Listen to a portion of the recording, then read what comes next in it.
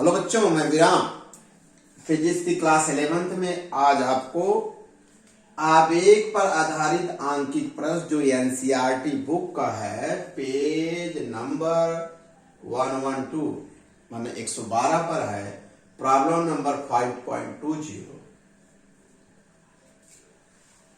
इस प्रॉब्लम के द्वारा जो आपके अंदर एक मनोवैज्ञानिक डर है मैं निकाल दूंगा और आपके अंदर डर समाप्त हो जाएगा। आप यह कहोगे कि सर फिजिक्स का न्यूमेरिकल इतना सरल होता है। हाँ बेटा, वर्तमान में सिखा रहा हूँ, प्रेजेंट में सिखा रहा हूँ, उसको सीखिए, भविष्य का अपने आप निर्माण हो जाएगा। आइए, लेकिन एक काम आपको करना है, जो मेरे चैनल को अभी अभी ज्वाइन हुए उन बच्चों के लिए भी, जो पहले से हमारे बच्चे जुड़े हुए हैं, उन सभी बच्चों के लिए ये मेरा निवेदन के साथ साथ आदेश भी है कि लास्ट तक जरूर सुनिएगा। आइए सवाल को पढ़ते हैं। क्या है सवाल? कोई बल्लेबाज किसी गेंद को 45 अंश के कोण पर विक्षेपित कर देता है। किसी गेंद को क्या कर देता है? 45 अंश विक्षेपित कर देता है। ऐसा करने से वह गेंद की आरंभिक चाल जो 54 किलोमीटर प्रति घंटा है, कोई परिवर्तन नहीं करता। गेंद को कितना आवेग दिया जाता है? गेंद की सही माने द्रव्यमान 0.1 किलोग्राम है। आइए, मैं आपको एनसीईआरटी की जो भाषा है, जो क्लिष्ट लगती है, मैं सरल करता हूं। इसके बाद आपके लिए सरल हो जाएगा। कैसे? कोई बल्लेबाज, मान लीजिए बल्लेबाज ए है और एक गेंद है, ये यहाँ इसका बल्ला यहाँ है, कल्पना करिए, यहाँ से टकराती है और डिफ्लेक्ट होती है, विक्षेपित होती है। तो माने गेंद को, गेंद यू माने यहाँ से गई, यहाँ टकराई, इसके बीच का जो कोण कितना होगा? 45 अंश का होगा। कितने अंश का रहा है? माने एंगल ए बी सी माने कितना अंश होगा? 45 अंश। अच्छी बात है। ऐसा करने से जो चाल है, जो प्रारंभिक चाल है और विक्षेपित चाल, दोनों चाल में कोई परिवर्तन नहीं होती है, अर्थात 54 किलोमीटर पर आवर है। इसको हम बदल देंगे मीटर प्रति सेकंड में। क्या करेंगे? 54 गुणे 1000 बटा 60 गुणे 60 कर देंगे अभी बाद में। कितना आवेग होगा? आवेग बराबर संवेग परिवर्तन। इसका मतलब है जब आप क्या करते हैं, गेंद ए देते हैं, प्रारंभिक वेग यू जो 54 है, यू वेग से गति है, यहाँ बल्ले से टकराई है, टकरा कर वापिस हुई, वेग वही है। माने यू वेग एक वेक्टर द्वारा दिखाए हैं, यू वेग से क्या करती है? टकराती है, टकरा कर कहाँ हो जाती है? वापिस हो जाती है। प्यारे बच्चों, आइए जल्दी से सीखिए, जल्दी से।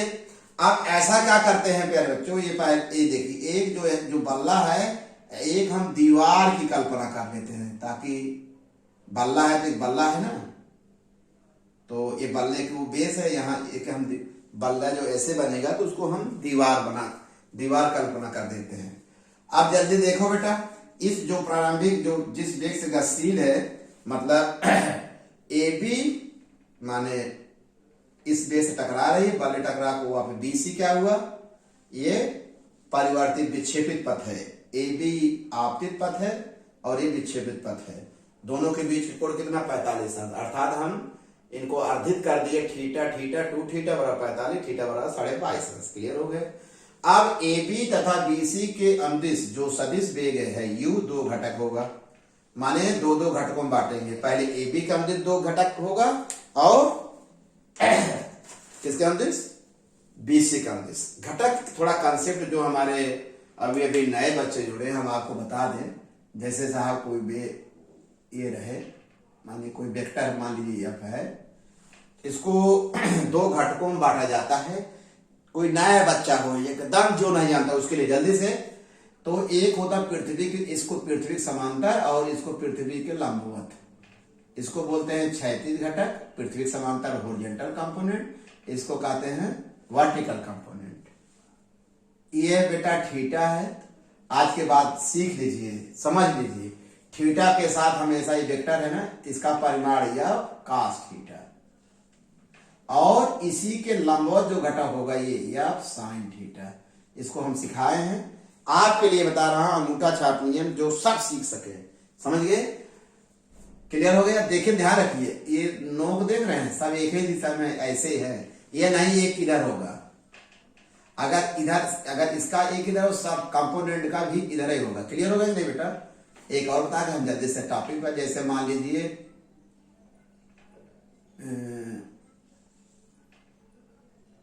यह u वेक्टर है, इसका क्षैतिज घटक लेंगे, थीटा के साथ क्या लेते हैं? क्या होता है? cos, परिमाण होगा, इसका परिमाण लेंगे, दिशा नहीं, cos थीटा, इसके लंबवत क्या होगा?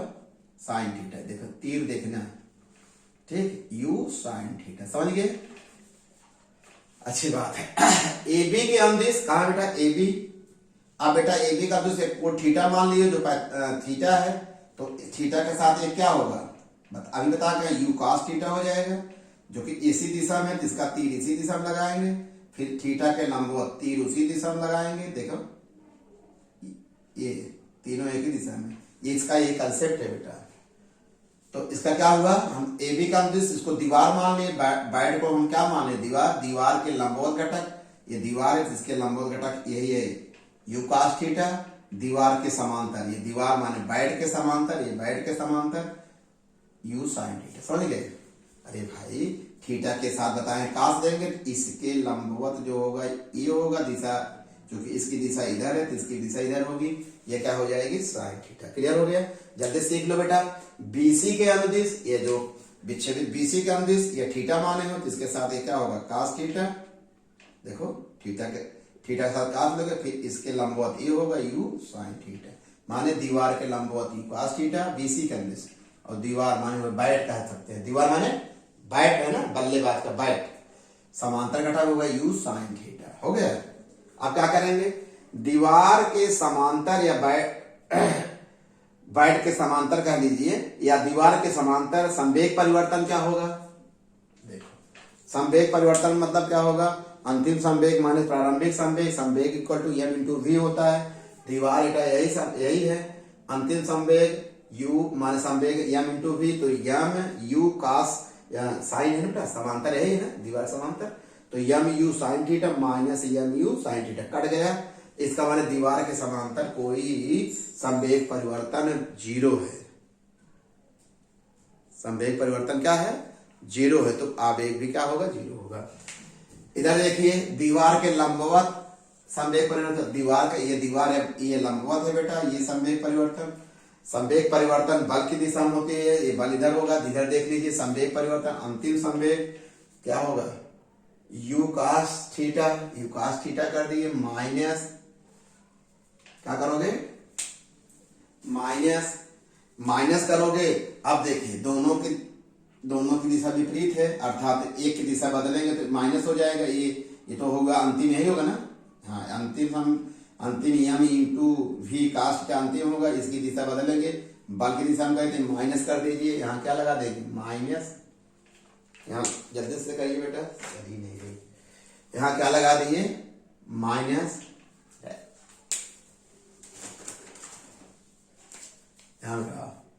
यहाँ लगा दिए minus, minus minus minus plus हो गया। m u cos theta minus m u का जोड़ दिए तो 2m u cos थीटा आ गया। ये दीवार के लंबवत संवेग परिवर्तन, और यही संवेग परिवर्तन जो होगा किसके बराबर होता है बेटा? याद है? आवेग के। यही संवेग परिवर्तन किसके बराबर होगा? आवेग। तो सीधा वैल्यू रख दीजिए, फर्स्ट वैल्यू रख दीजिए 2 इंटू m का मान दिया गया है, u का मान 54 गुणे 1000 बटे 60 गुणे 60 cos 22.5 अंश। तो इसको काट दोगे तो 5 बटे 18 आ गया, ये वैल्यू आ गई, ये कर दिए। cos 22.5 अंश का मान आप लॉगरिथम टेबल माने साइन का जो टेबल होता है उससे देखोगे तो ये वैल्यू इतना मिलेगी। किताब के लास्ट में आपको दिया है, एक टेबल दिया है, देखने के लिए मिलेगा आपको। इतना वैल्यू हल कर दे तो इतना आ गया। क्योंकि संवेग परिवर्तन किसके बराबर होता है? आवेग के बराबर होता है, अच्छी तरह जानते हो, इसलिए आया कितना आ गया? 4.16 किलोमीटर प्रति सेकंड। प्यारे बच्चों, ये अच्छी तरह से आपको समझ में आ गया। जल्दी से और कुछ क्लियर कर दें। जो ये यू वेग से यहाँ से टकराया, बल्ले से टकराया, तो इसके दो घटक होंगे, दोनों तीर ऐसे होंगे, ऐसे होंगे, ऐसे होंगे। अच्छी बात बता दें, इसके साथ थीटा के साथ कास हो गए, लंबवत घटक हो गए। इसी प्रकार परिवर्तित दिशा इधर होगी तो इसका ये और इसका ये कर दिए। अब आया दीवार के समांतर संवेग परिवर्तन जो होगा, समांतर दोनों दिशा एक ही है, अंतिम संवेग ये होगा।